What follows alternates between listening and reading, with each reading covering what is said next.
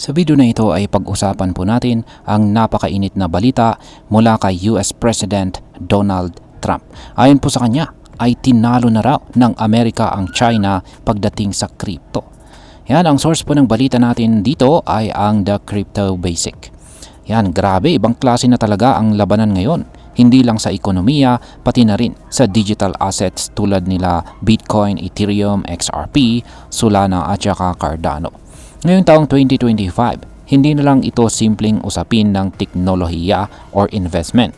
Isa na po itong geopolitical na labanan ng mga makapangyarihang bansa. Pero ang tanong, ano po ang epekto nito sa atin bilang mga Pinoy crypto traders at investors? At kung nanalo nga ba talaga ang Amerika laban sa crypto? Ano po ang ibig sabihin nito para sa buong mundo? At ayan, bago po tayo magpatuloy ay pakibasa na lamang po muna ang disclaimer dito sa ibaba ng ating screen. Ayan, nakikita natin dito ay ang US President na si Donald Trump. Ayan, napakaseryoso ng kanyang itsura dito. Ayan. Ngayon ay simulan po natin kung bakit naging parang kompetisyon ang crypto sa pagitan po ng Amerika at ang China. Matagal na po kasing may tensyon ang US at China, lalo na po sa kalakalan. Nitong mga nakaraang buwan ay nagkaroon pa nga ng trade war. Umabot po sa 145% ang ipinataw ng US na buwis sa mga produkto mula China, habang gumanti naman ang China ng 125% sa mga US goods. Pero habang unti-unti nang lumalamig ang trade war, biglang bumanat si Pangulong Trump at sinabi niyang we are winning China in the crypto sector. Yan, para sa kanya ay parang karera ang crypto at gusto niyang ang Amerika ang manguna. Ngayon ay paano po sinusuportahan ng Amerika ang crypto industry? Sa ilalim po ng administrasyon ni Pangulong Trump, ginagawa talaga niya ang lahat para mapalakas si Bitcoin at ang buong crypto ecosystem. Isa po sa mga major project ay ang tinatawag na Investment Accelerator Initiative. Dito ay tinutulungan po nila ang mga Bitcoin mining companies na mag-operate off the grid. Ibig sabihin ay hindi na sila kailangang dumepende sa mga local power companies. Pinapayagan sila na gumawa ng sariling power plants gamit ang waste gas.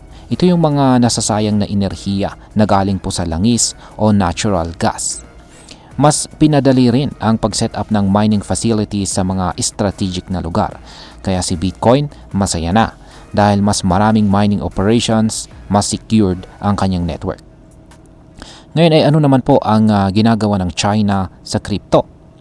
Yan, samantalang ang Amerika ay palaging go crypto, ang China naman ay mas konserbatibo. Noong taong 2021 pa lang, pinagbawalan na po ng China ang crypto mining sa kanilang bansa. Bawal na rin ang paggamit ng crypto bilang pambayad or investment. Pero sa totoo lang, ayon po sa ilang ulat, tuloy pa rin ang mga underground mining operations sa China. At hindi lang lantaran. Sa China ay parang isang ama na istrikto sa kanyang anak. Ayaw niyang gumamit ng crypto pero may mga sikreto pa rin ginagawang kabaliktaran nito. Ngayon, totoo bang mas maraming Bitcoin ang hawak ng Amerika kaysa sa China?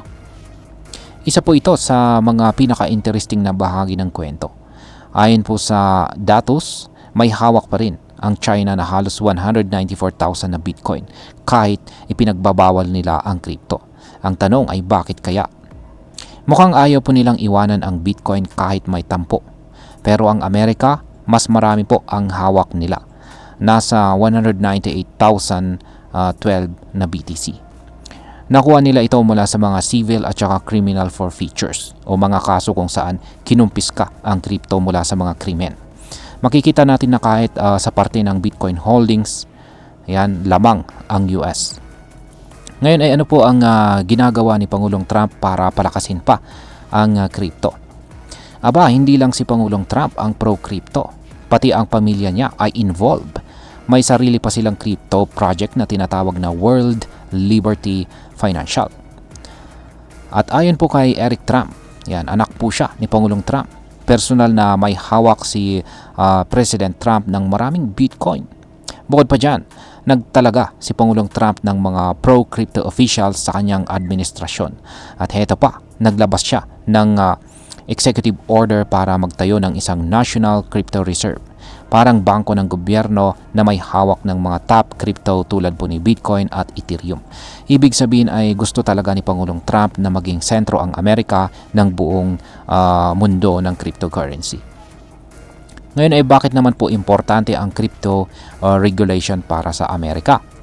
Habang ang China ay puro bawal at saka restriction, ang Amerika naman ay nagtutulak ng clear regulations para sa crypto.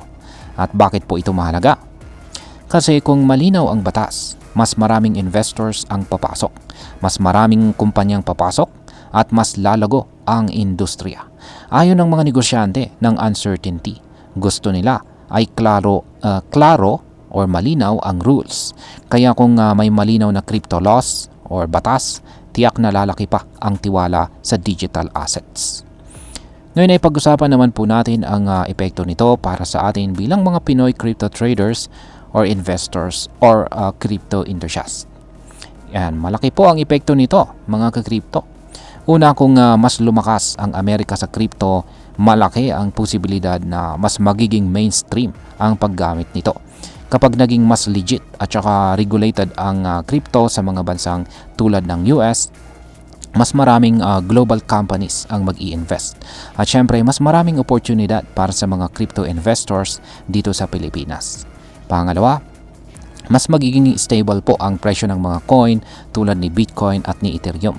Kapag may suporta mula sa malalaking bansa, hindi po basta-basta babagsak ang market. At pangatlo, maaari rin po itong magtulak sa ating gobyerno na pag-isipan ang mas malinaw na crypto regulations dito sa atin. Bilang panghuli ay ang masasabi ko naman tungkol dito ay para sa akin ay magandang balita ito. Kasi habang nauunahan ang mga bansa sa pagiging crypto leader, tayong mga ordinaryong Pinoy ay may pagkakataon na makisabay. Pero syempre, paalala lang, hindi ito garantiya ng kita. Dapat pa rin po tayo mag-ingat sa bawat investment. Magsaliksik at huwag pong basta-basta sasabay sa hype. Pero kung magiging totoo ang plano ni Pangulong Trump na gawing crypto capital ang Amerika, tiyak na maraming pagbabago ang darating sa global market at kasama po tayo dito. At ayan mga ka-crypto, ano po ang masasabi nyo sa pahayag ni Pangulong Trump na tinalo na raw ng Amerika ang China sa crypto? Sang-ayon ba kayo? At sa palagay ninyo, makikinabang ba talaga tayo dito bilang mga Pinoy crypto enthusiast? At ayan, hanggang dito na lamang po tayo sa video na ito mga ka-crypto. Marami pong salamat sa panonood. Ingat po tayo lagi at God bless po sa ating lahat.